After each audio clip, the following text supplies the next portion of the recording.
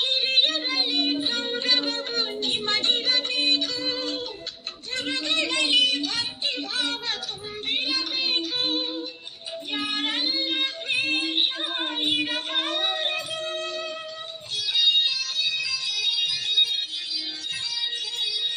ಗೆಳೆಯರಲ್ಲಿ ಸ್ನೇಹ ಪ್ರೇಮ ತುಂಬಿರಬೇಕು, ಬಡವರನ್ನು ಪ್ರೀತಿಸುವ ಗುಣವಿರಬೇಕು, ಯಾರನ್ನು ನಾವು ತರಬಾರದು.